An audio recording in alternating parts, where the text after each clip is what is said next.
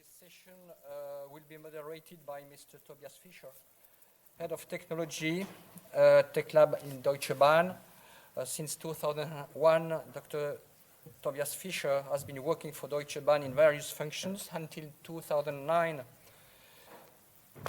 He is the corporate strategy and advocated new mobility products and platforms, among other things.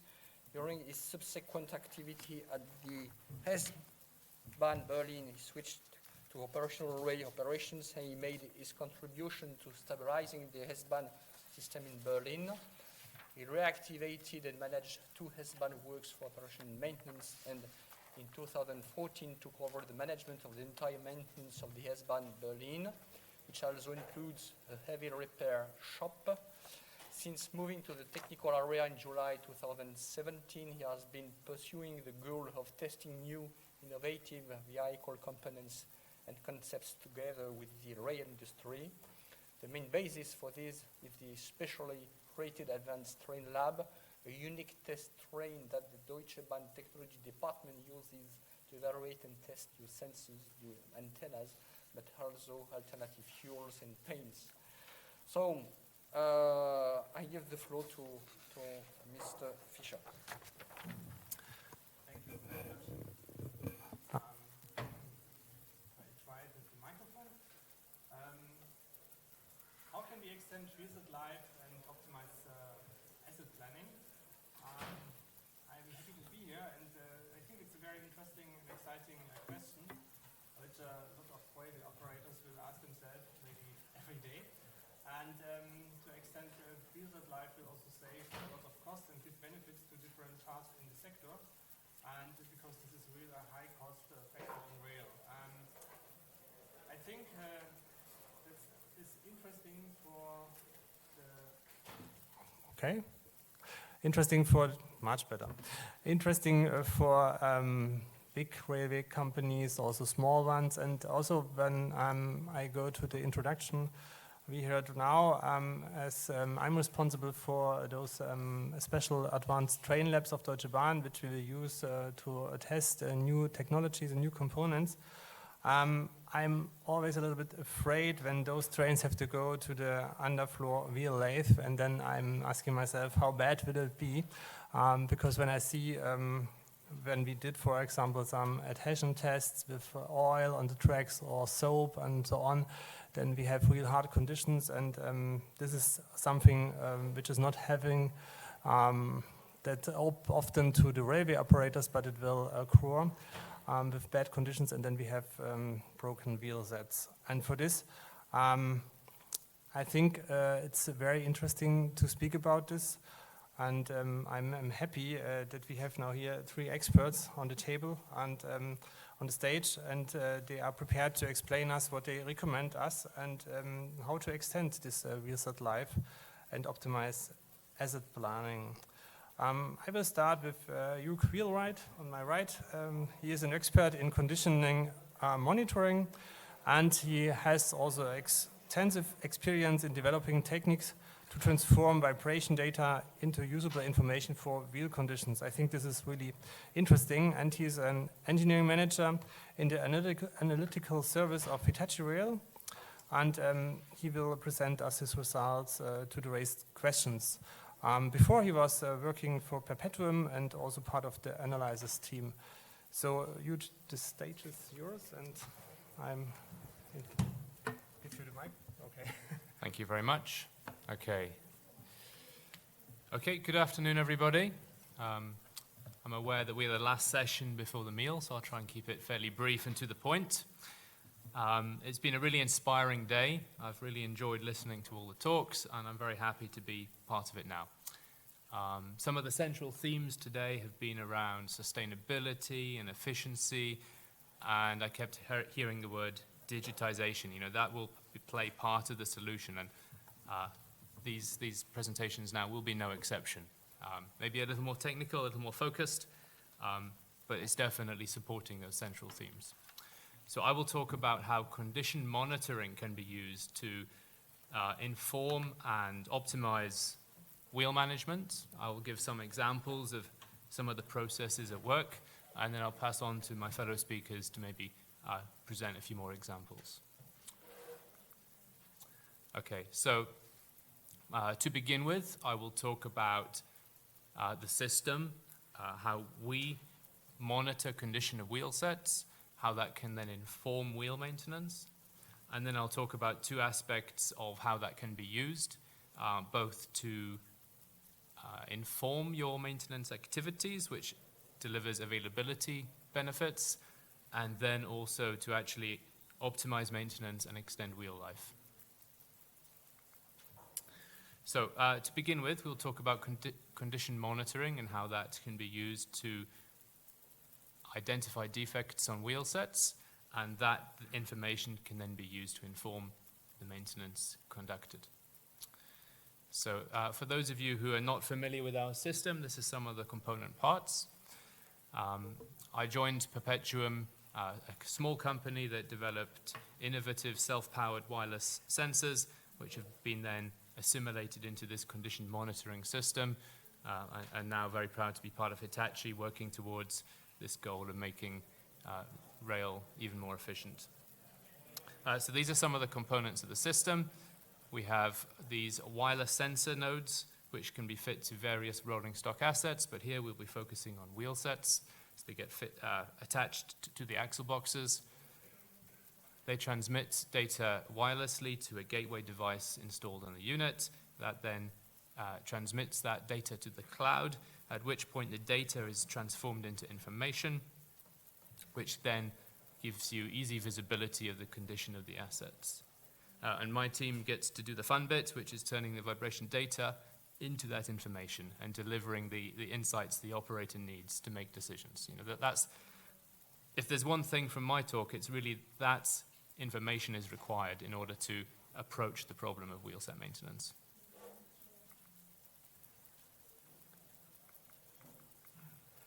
Okay, so what does the raw data look like, and how do we present it to make decisions?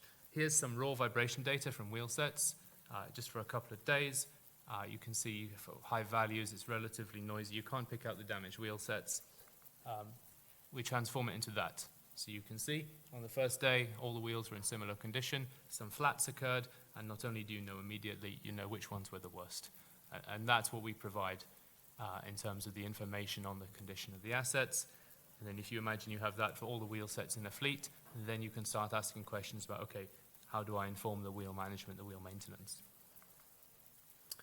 So some pictures of wheel defects. Obviously, some more obvious ones here for the pictures. Some of which were found as soon as we installed the system. Some of which, like flats, occurred while we had the system installed and were then identified immediately. The system provides continuous information, so you have very high fidelity information as to when the defect occurred. And then there's some less obvious examples as well. For example, subsurface damage, shown in the lower pictures. On the surface, damage is not evident. Often visual inspections don't pick it up. But on the strength of the data associated with that wheel, you can then make a decision, okay, then no, there's something wrong with the wheel, it does need to be turned, and you see in these examples there is actually subsurface damage present.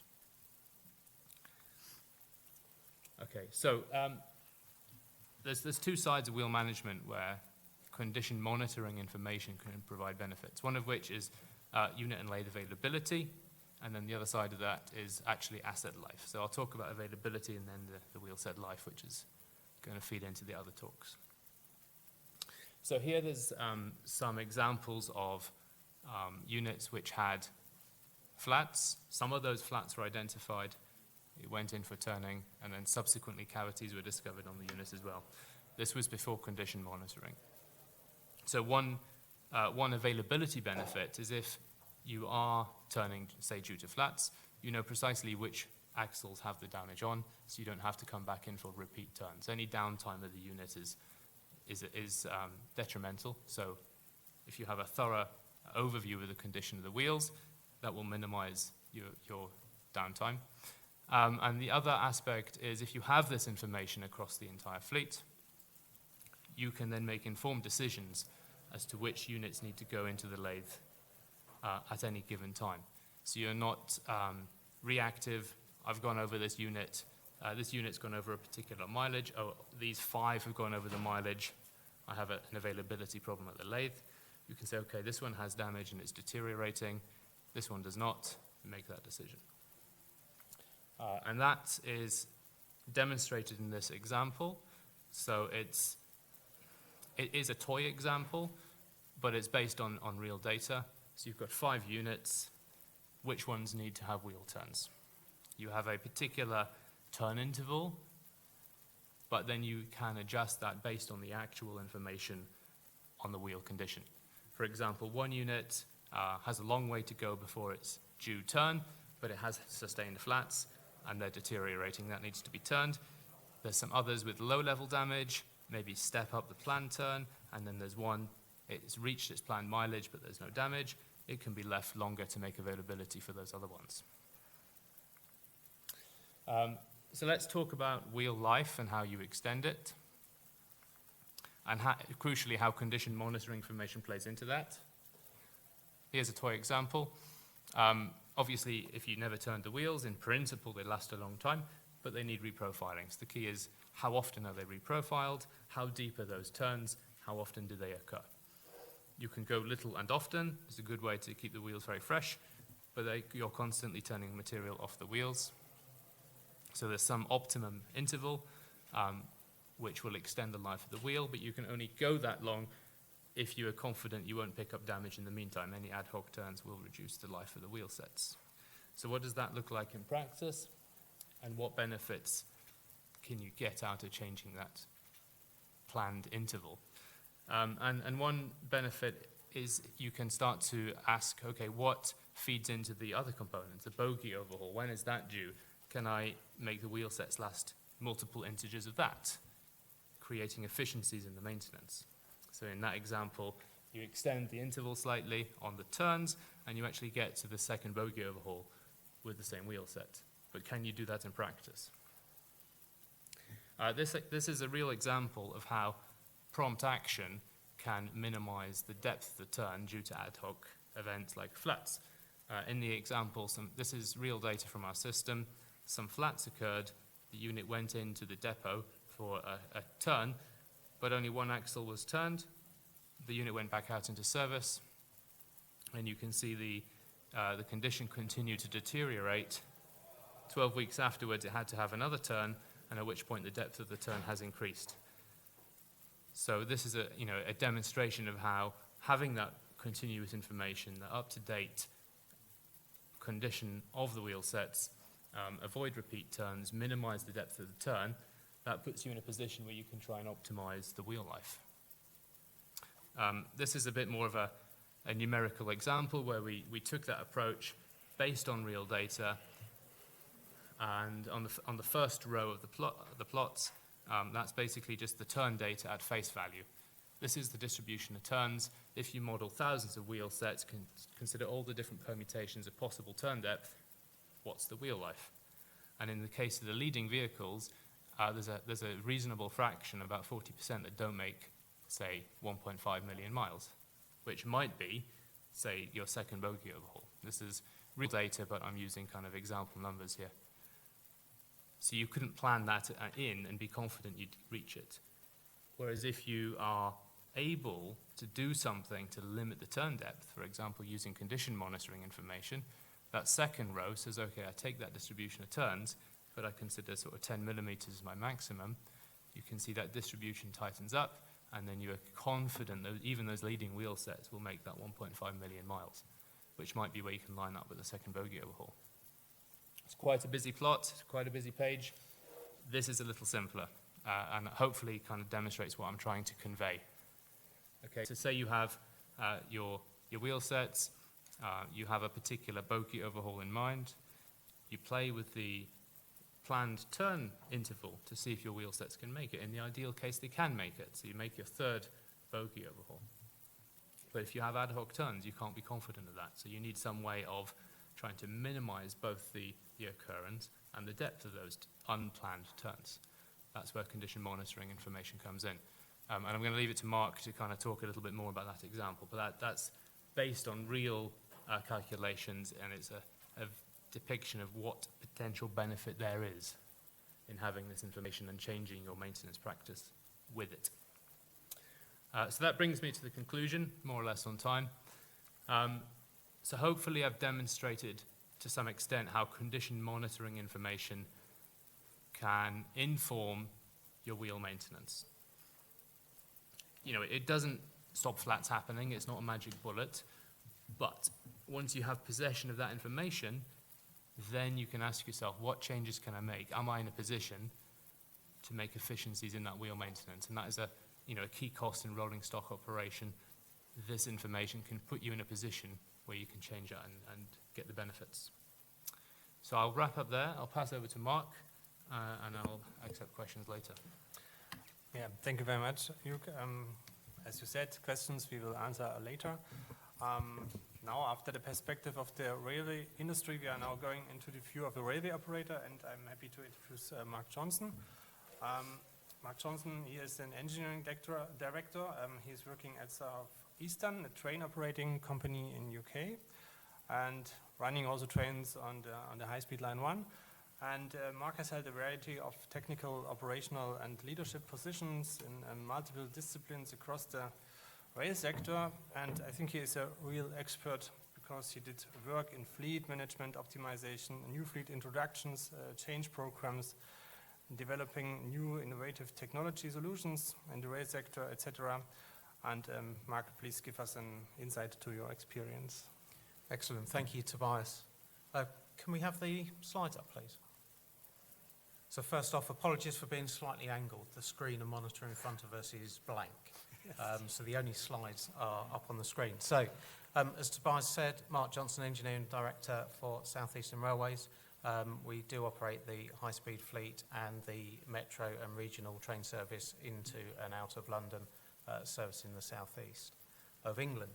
I'm going to try and bring to life some of what Hugh has mentioned around the Perpetuum technology and the monitoring of data that's coming off regarding our wheel sets. And I think it's really key to pick up and note that before we installed Perpetuum on our fleet of trains, we were pretty much managing our wheel sets based on a single point in time and making very significant decisions based on how we would manage our wheel sets. Based on those snapshot in times, we weren't able to understand how the assets were performing out in service. So, a bit of background about the fleet that we operate. We've got 610 vehicles of networker fleet, which is probably our oldest fleet, ranging from the early 1990s. We've got a recently acquired Siemens DeZero City fleet, 30 vehicles, that's just in the stages of coming across to us. We've got our high-speed fleet of 174 vehicles that were introduced in 2009, and then really our core fleet, which is our Electrostar fleet, which services our regional and mainline services, and we've got 618 vehicles in that fleet.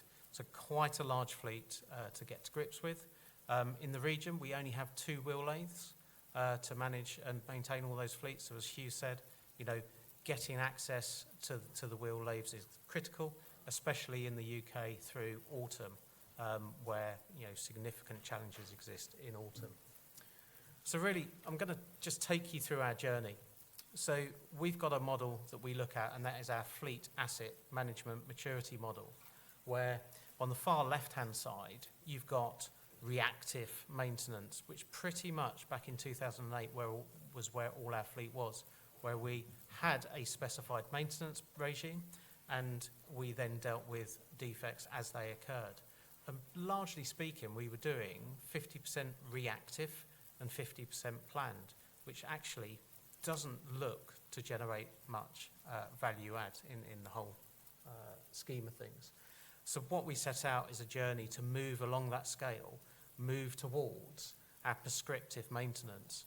And the journey so far has actually taken us a fair way along that scale. We're not there at prescriptive maintenance yet because we're still on that journey. but we do now have a lot of data coming off our trains, and trying to turn that data and change the way we do things, change our maintenance manuals and maintenance methodology is, you know, the next step that we're taking to really step through. And when we talk about wheelset management, that's probably the first step we've really taken on that journey. It was interesting to me picking up a point that Andre Rodenbeck made, the CEO of Siemens, made this morning. And I quote his statement: "Only bring the trains into depot when they need to come into depot. Do not do what the book says." You know, pretty much most operators will pick up an OEM's manual and operate those trains for the life of that vehicle in accordance with the OEM's manual. That statement this morning, I felt, was very pertinent to the discussion this afternoon. So, wheelset management. We used to manage our wheelsets ad hoc. We had significant levels of unit unavailability. We had significant costs associated with our wheelset management, replacing wheelsets. They weren't able to last overhaul to overhaul. So significant challenges faced us when we started to look at this system. We had various systems, as I've said, coming in and picking up the snapshots.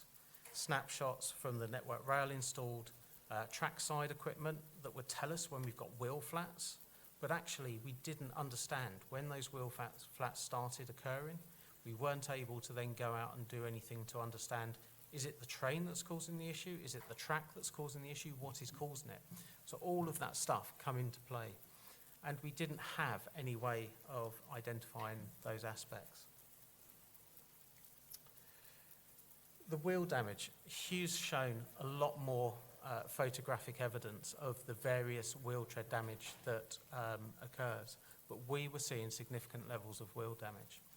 And a lot of the time we would rely on the onboard staff, the bearing rider, the maintenance interventions where you'd come in and you'd visually inspect wheel sets, etc., to identify when wheels had a problem and needed activity and attention to them. And what we started to find was, as Hugh's mentioned, we would come in, we'd inspect the wheel set, we'd maybe take a turn, a very fine turn off the top of it, put the train back into service, and we'd still have a defect present there. The subsurface damage was not visible to the eye and couldn't necessarily be picked up initially by the train crew. And what this system started to do was allow us to be able to validate what type of defects we were getting, how much material we would need to turn off the wheels, and how we could make sure that we prolonged the life of the wheels.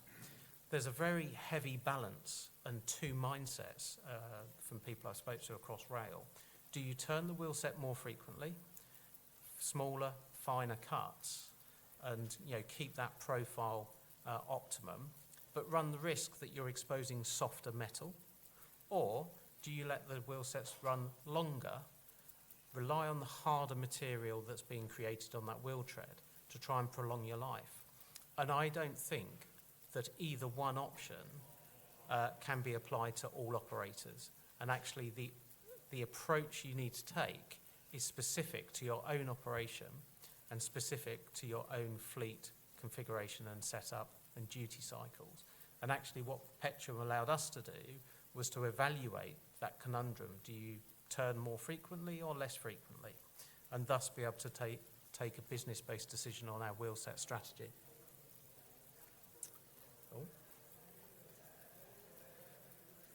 So, our journey with Perpetuum didn't start off in wheel sets. It started off in axle bearings. We had a problem with axle bearings failing. That's why we looked to a solution. But very early on, through solving our problem with axle bearing issues, we identified with Perpetuum that we're getting some really accurate, valuable data on the wheel tread condition and also track condition. And we'll come on to track in a bit, but wheel set condition. That we started to explore this, and through that whole interaction and through that evolution of the data sets, we were really able to drill down and understand, right, let's take the book that says this is how we do our wheel maintenance, let's put it to one side, and let's really understand what the data is telling us and how we can do things differently with our wheel maintenance. so we can proactively deliver our fleet, maintain higher levels of unit availability, and actually reduce the workload and throughput from our wheel lathes. So that all the benefits that start to come through from this, significant improvement for us, especially in an environment where costs are continuing to increase. So how do we offset them? So changing the maintenance, there's a snapshot there on the right-hand side of the continuous data set that is coming out of the system. You can configure it to be applicable to your users.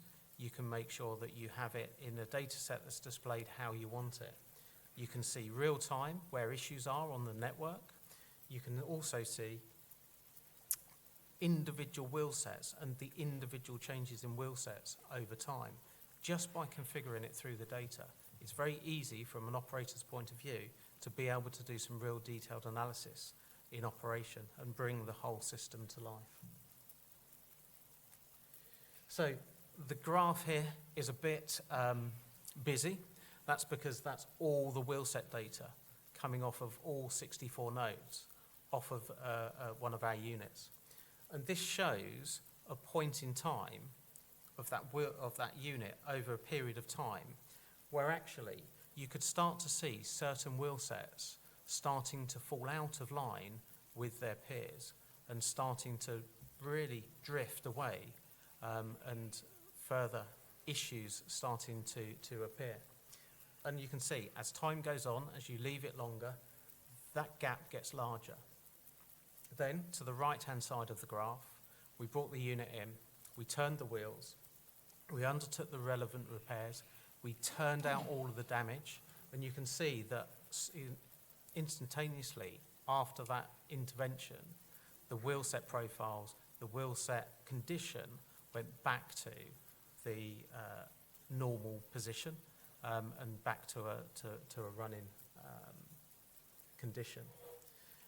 We do have evidence of this where we've, in calibrating this data, we've come in, we've turned wheels, we haven't turned the defects out, and instantaneously, as soon as you put the unit back in service, within one journey, you can see that actually you haven't got all the damage. So having that ability to be able to really understand, have you addressed the root cause, have you got to the bottom of it, is key. So I mentioned the aspect about understanding what is causing some of our defects. The Southeast route, there's hundreds and hundreds of kilometres of track out there, and our colleagues at Network Rail spend hours and hours and hours inspecting the track, normally overnight because that's when the trains are stopped and access is given to the track, but it's very challenging for their operatives out there to visually pick up some of the track defects that are causing our wheel flats. And with the help of the Perpetuum system, what it's enabled us to do is actually pinpoint specific locations on our route which is causing us wheel tread damage. And therefore, we can enact our colleagues at Network Rail to go out to that location within a 100-metre section of track and actually repair the defect in a timely fashion, rather than waiting maybe 3 or 4 months for them to actually stumble across the track defect in the middle of the night. It's proved a valuable benefit in terms of how we can support our supplier, support us to improve our wheel set management and wheel set life. So, a bit of facts and figures. It's all about how you manage your wheel sets. It's all about the business decision you take respective to your own fleet, your geographical location and your operation, and to how you maximise and optimise the condition and the deployment. And for us up there, you've got 2 tables.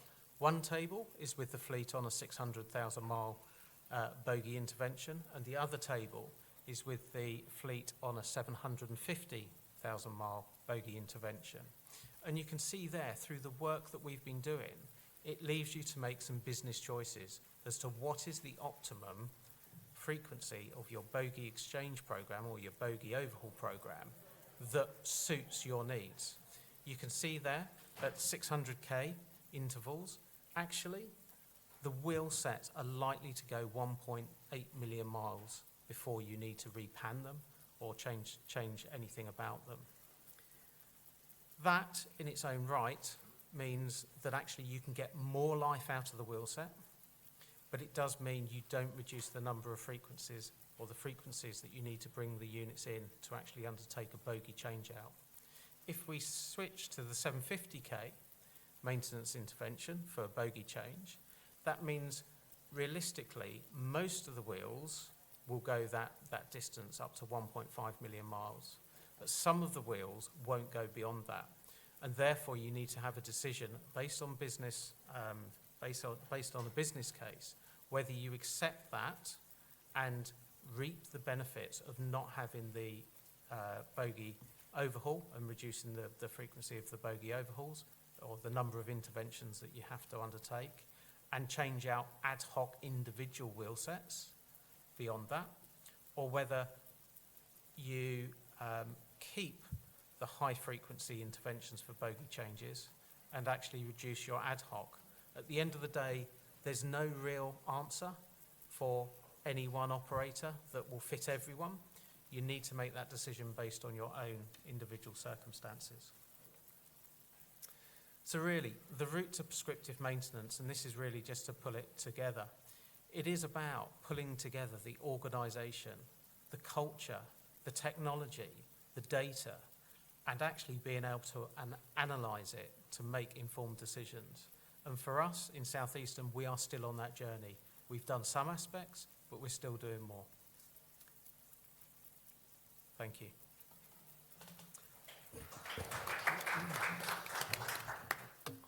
Thank you very much for this really interesting presentation.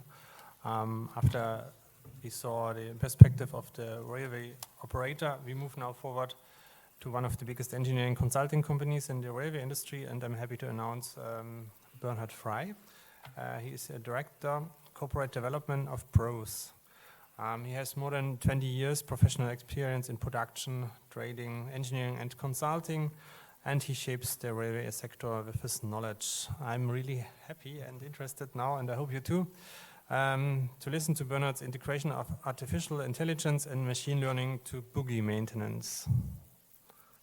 Thank you.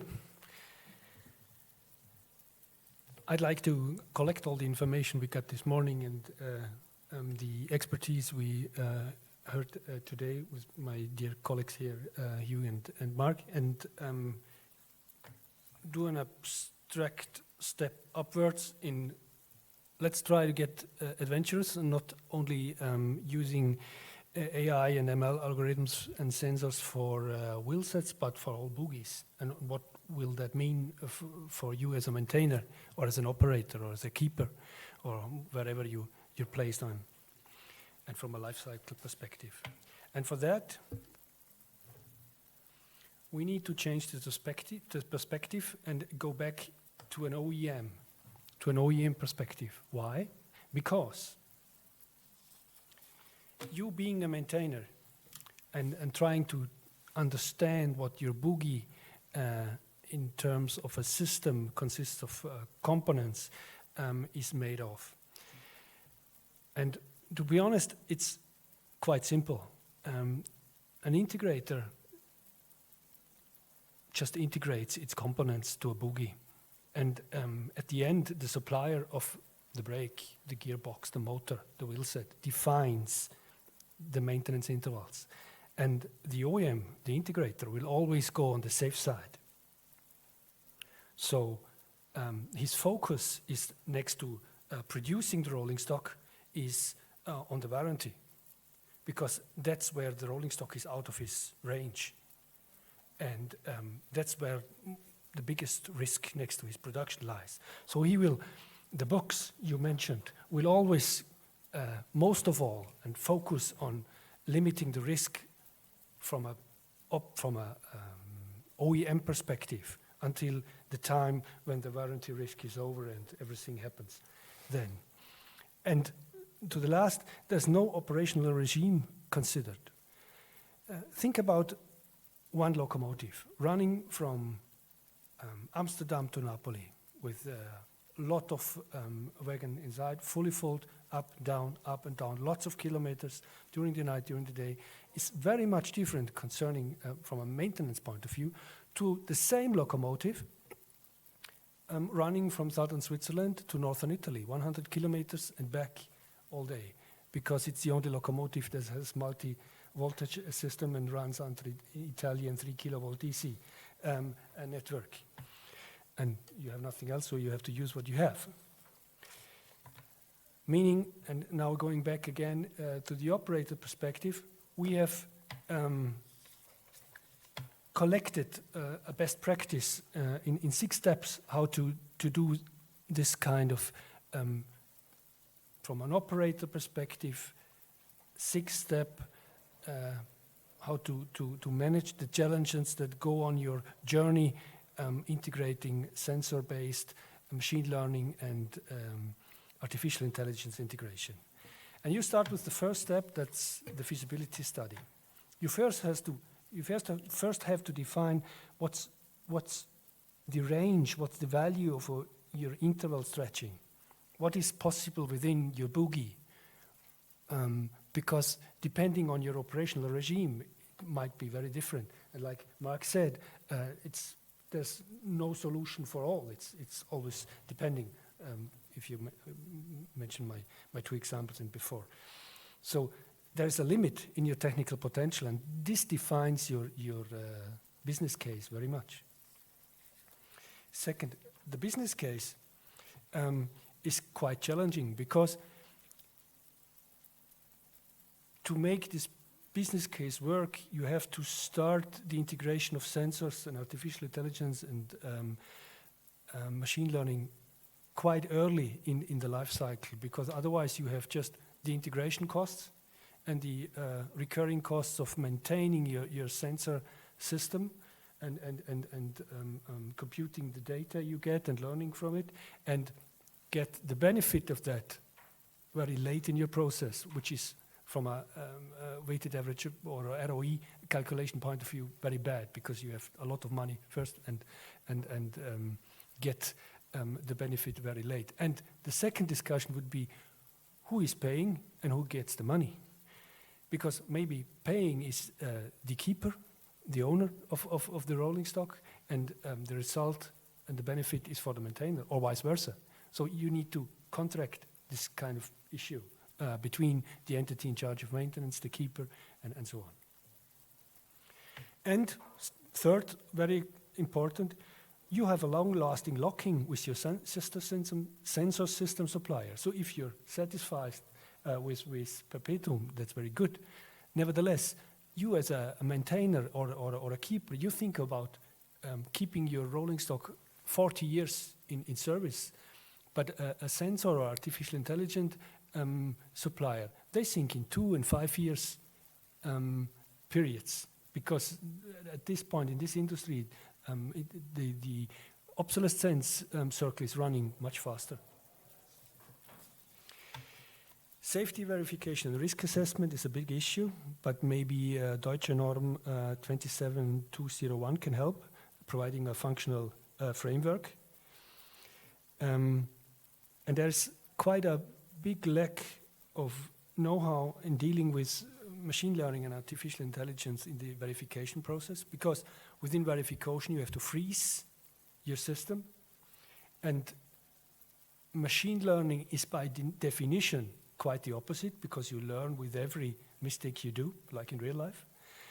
And at the end, operators and entity in charge of maintenance have very low experience with understanding the limit values resulting from ML. What you presented, you have to learn first what this means, this data to information, right? Another issue is the prototyping that you need for proof of efficiency increase. With the Deutsche Industrie norm, I just told you need a minimum of 25 observation units for your field data collection, which is quite big. So depending on your fleet, that's quite a number. And it's quite a risk, because you have a lot of money involved there, and also a business risk, because if you fail, then maybe your fleet is down. That's not really good, huh? And you need quite a time. to collect your data to understand, okay, the business case flies. Sometimes the modification of the boogie needs to be addressed to national regulations or regulations to 545 by the keeper, who is at the first point not involved within this discussion because it's only a maintenance issue and maybe an operator's issue, but then at least the keeper comes into place. And last but not least, within the series rollout and the process integration, you need to train your people, and you need to integrate that sensor information learning into your entity in charge of maintenance processes, and that might change the responsibilities within this ECM system. And there, of course, may be reservation about this new technology, and you have to get over that. Conclusion, I'd like to give you 4 points, and they might draw a skeptical picture, but I'm Swiss, we're always very skeptical. That's why we stay in the middle of the mountains. With the use of sensor technology within this kind of introduced in this business case, there are considerable one-off costs and uncertainties, and you have to work with them. But they help you to extend your possibilities beyond conventional principles when they reach the limiters. I would advise you, I would ask you to be very concerned about the partnership with experienced suppliers, like Perpetuum, why not? And also with the component suppliers to understand the real limits of every single component within your boogie or within your other system to fulfill the requirements. And last but not least, the contract design is very, very important for your risk mitigation, because if you lose your partners during the process, then you're back at field 1. Thank you. Thank you very much. Thank you for all the presentations, and I'm happy that we are here and that we are now also have some time to answer your questions. Please feel free, if you have any questions, then please raise your hand and we can start. So, as expected, there is no question for the first time. So then, there is one, okay. Great.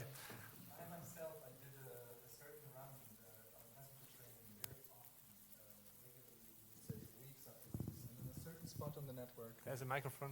Oh, thanks. And on a certain spot on the network, I always had this bump, and even went so far that I talked to the train crew and said, "Did you realize that here there's always the bump, and it will create some problem somewhere one day, many times, many days, maybe even." So I wonder if this kind of technology. At that time, I thought, would there be a phone line that everybody could call in the train, just to be helpful, and say, look, at kilometer so and so, I feel that the network creates a problem, and I don't want to be in a train that's having an accident one day because of this. So it was quite normal for me to be attentive. Now, does Deutsche Bahn, for example, or does everybody maybe in the meantime use such sensors to find these spots in the network, as you described well? It's certainly a huge help to not, search the needle in the haystack without having any clue where it is. Yeah. And, it's really clear. You can see from the data and the slides that we've put up, you can tell and get information on everything in that system, whether it's the wheel, whether it's the track, whether it's the track bed. I think, the challenge comes with it. With data and with technology, you've also got to address the culture and the organisational challenge. And it is about how do you break that mould? It's doing something differently. How do you get the confidence with our colleagues to use that data to enact change? And we're stepping through that with Network Rail, our colleagues at the moment, to understand, how they change their processes and adapt to it. because you're exactly right. Dips in the track, it will pick up, and it won't just be one report of it. It will be 64 reports of every train that passes over that. So what we've tried to do is not eat the elephant whole, and start to come into, right, what are the trigger points? What are the real significant points where we should raise an automatic flag that says you need to go and do something, and chip away at it. Over time, you'll bring the whole track quality up to a far higher standard, but it does take time. Yeah, but does anybody have an overview who's using this kind of technology? Because for me, it would be normal to put these sensors on at least one wheel set on every train, so that you have an idea on all the lines, on all the, Yeah, track I'll sections. just chip in. We are working on a project at the minute to deal with this issue, right? Because we see that the problem is that you have to take these reports seriously. There's a bump in the track, the train lurched, causes a big problem, because then the operator has to impose a speed restriction. Network Rail have to spend many hours on the track looking for it. Sometimes there's nothing there, sometimes it's repeatable, like your example. So we have a project at the minute to move from a subjective report-based system to actually be data-driven, to assess the response of the vehicle at each location in the track. So we have our track monitoring system, and then we're tuning it to these customer and driver reports. So you can go from this reactive, somebody said there was a bump, to a proactive, let me have a look at the response of the vehicle at that track location. We're working on it, we're fine-tuning it. Potentially the issue is then, okay, so who pays for the sensor, and then who gets told there's a fault, and who has to react to that information. But we are actively working on it, and I think it's a really good use case actually for, okay, step back from the wheel sets. We're not trying to find defects on the rolling stock here, but we're trying to inform you about the whole system. We're going into more detail, like at some locations, some vehicles will see a response and some will not. What does that tell us? It's an interaction between the track geometry, the condition, and maybe there's some suspension issue as well. So it's a really good observation and an example of additional benefit we think such a system can provide. And you're not only working with Network Rail Yes. and Southeastern, but European-wide with these sensors, or? Bernhard? I can tell the story about Switzerland. In Switzerland, there's running quite an old system. It's now 10 years old, with track management, which not only uses sensors but also high-speed cameras to actually take an image of the issue. Unfortunately, it's running on a Russian software, which means it has been closed down for the time being now because of this issue. Yesterday, a Russian television told it the Third World War, but well, it's this issue there in Ukraine. So, and on Metrogosh system, that's quite different. It's installed a sensor and wide within the new rolling stock at Rätische Bahn, Zentralbahn, and SOB for the time being. So yes, it's up-ramping using this kind of system to not only track the rolling stock side, but also the track side. Yeah, I would also, as I'm working in freight, I would imagine, I mean, we put a lot of effort into getting silent brakes on the wagons, and that by this token, smoothening the surface of the wheels and of the tracks. So once everything is grinded once after the implementation, there should be a more silent network. But certainly you have all these little chips and problems in the wheelset that you just nicely described with photographs and with the vibration diagrams. So this is also helping us to ensure acceptance of rail freight, if we can avoid such things, or heal them quickly before they distribute over the network. So this is why I believe there is not only a financial and a railway management advantage to it, but there is also an acceptance advantage behind it, because it will create noise. That's sure for me at least. Absolutely. Thank you very much. Are there more questions? Okay, then I have one to Bernhard. I'm also interested in what do you think, how long does it take that really artificial intelligence or machine learning will play a crucial role in boogie maintenance? How long? What is your idea? How long does it take that this technology will really help us in this issue? I don't know. Minimum 5 to 10 years. 5 to 10 years.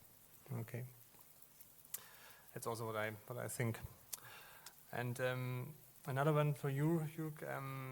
As I explained in the beginning, I'm also responsible for this train labs. We have also always effects from seasonal factors, and they affect our wheel conditions. What role can condition monitoring play in mitigation this and preventing real life being reduced by such effects? Yeah, okay. I think Mark alluded to this already. For example, in the UK, we have the leaf fall season, and then you have a lot more chance of getting flats. The adhesion has changed. You have this spike of flats. And what we've seen in some fleets is that you had this known effect. Most were turned out, but some were left through no particular fault of any system or process, but some were left. And they then developed into cavities over the winter of use, and then you saw the secondary spike in turns in the springtime when cavities were being turned out.